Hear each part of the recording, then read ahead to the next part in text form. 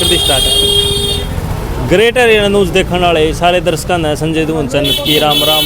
हाल फिलहाल आप बरवाड़ा शहर के अंदर मौजूद हाँ। बरवाड़ा शहर में आप देखने लग रही हो मैन बाज़ार में खड़ी हाँ, और मैन बाज़ार में आवाजाही लगने लग रही है। भाई आड़ा पहुँचने का कारण क्या है? कारण आड़ा एक बहुत ही अजीब तरह का मुद्दा है। भाई ऐसा क्या हुआ कि परिवार जो दुकान का आगे ताले बंद और तालियां लागे पास आगे बैठे हैं। भाई बैठने का कारण पूछांगे भाई क्या थे हम इतने के दुख हो गया ये फिलहाल दुकान का आगे ताला बंद करे बैठे हैं। भाई पूरा परिवार भी साथ में खड़ा है, रिश्तेदार पड़ोसी जो बरवाड़ा के जो आप इसका नगर पालिका के जो चेयरमैन वो भी मौजूद हैं। रान रान लग रही पब्लिक और पूछांगे भाई सारी बातचीत आपने कराओगे भाई कारण की है। भाई फ़ोन आए थे इनके मैम की क्यों फ़ोन आता पूछांगे। भाई दुकान के भीतर मार्केट की दुकान तो खुली पाक रहा है, खुद दुकान के भीतर बैठे पाक रहे तो ताला बंद करे बैठे हैं। क्या तो बैठे ही नहीं तो बातचीत करांगे। एक बार दिखाई दिया एक दरी बिछा के अपना एक छोटा ही ने बोर्ड भी ला रखा है। एक बार यो बोर्ड दिखाई दे भाई कि ला रखा है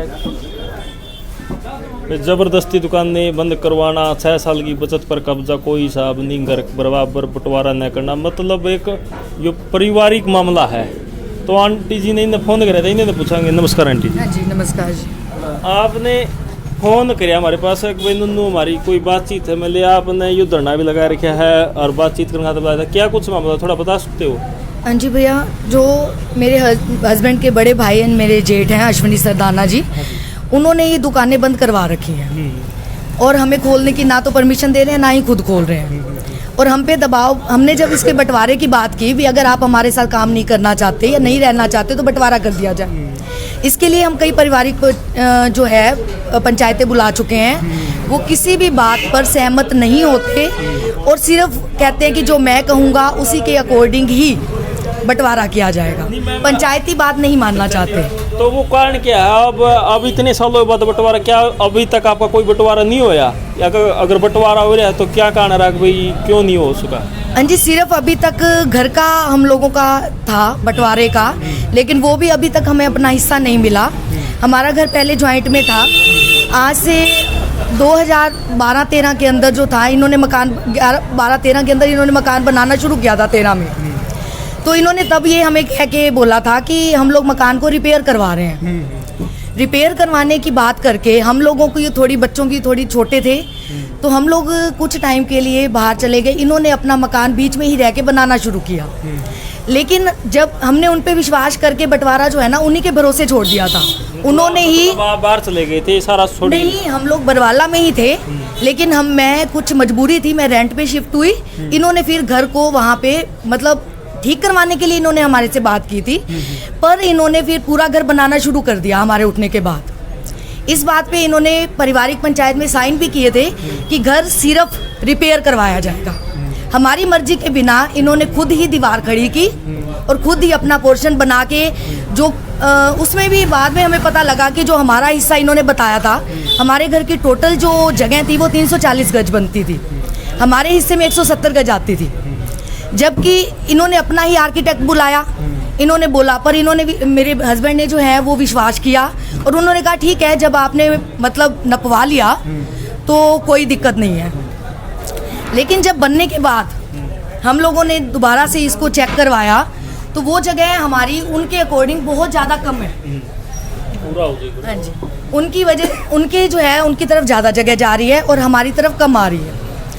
तो मतलब आपने मेले जो पारिवारिक मामला था भाई मीडिया का आखिरी स्तंभ होगा, आपने आखिरी स्तंभ का सहारा क्यों लेना पड़ा? भाई आज आपने मीडिया बनानी पड़ेगी। पारिवारिक मीटिंग हो रही थी आपकी बार बार, मीटिंग का क्या कोई हल नहीं निकल रहा? हाँ जी, कोई हल नहीं निकल रहा। वो जब भी सारा परिवार आता है पूरा दिन बैठ के इनके साथ बातचीत करते हैं और सुलझाने की पूरी कोशिश करते हैं, लेकिन बिल्कुल वो हाथ खड़े कर देता है जी मैं तो नहीं करता, मेरी मर्जी। मतलब एक दादागिरी कह सकते हो आप, भी वो दादागिरी ही उनकी चल रही है। हाँ जी, अब दिक्कत आ रही है मकान का, जो हमारा एक ही गेट है और हमारे मतलब 2 करने के लिए थोड़ी दिक्कत आएगी। 7, 8, 9 फुट का है तो हम आधा करते हैं तो 4.5 फुट का हमारा आता है। तो मतलब हाँ जी, वही समस्या बता रही हूँ। उन्होंने कहा कि ये गेट लगाओ। मैंने 2 महीने पहले इस चीज़ के लिए पंचायत बुलाई कि हम लोगों के विचार नहीं मिलते तो हमारा गेट आधा आधा करके बीच में दीवार डाल के हमारे दोनों के पोर्शन अलग कर दिए जाए।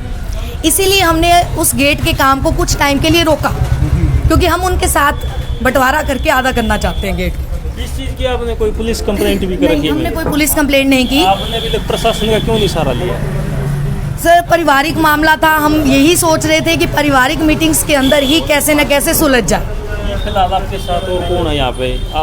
इसके जो आपके साथी जो आप धरना लगा रखे हैं ये छोटा, इसके साथ और कौन? हाँ जी, वो परिवार वाले अभी पहुँच जाएंगे, मतलब कोई ना कोई इनके मामा जी यहीं थे, अभी थोड़ी देर पहले बात हुई है, शायद आएंगे।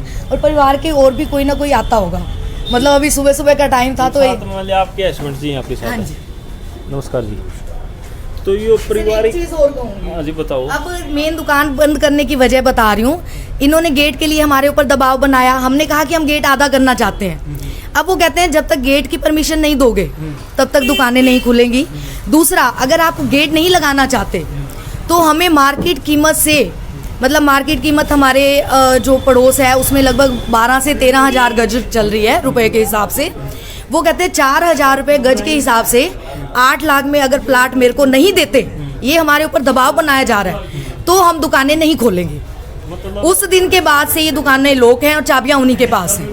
हमारी इनकम का कोई और सोर्स नहीं है। मतलब मैं हाउसवाइफ हूँ, बच्चे अभी पढ़ रहे हैं, तो 1.5 महीने से तो बिल्कुल बंद है, लेकिन ये काम पिछले 6 महीने से चल रहा है। दशहरे से पहले 1 महीना पहले भी बंद थी दुकान।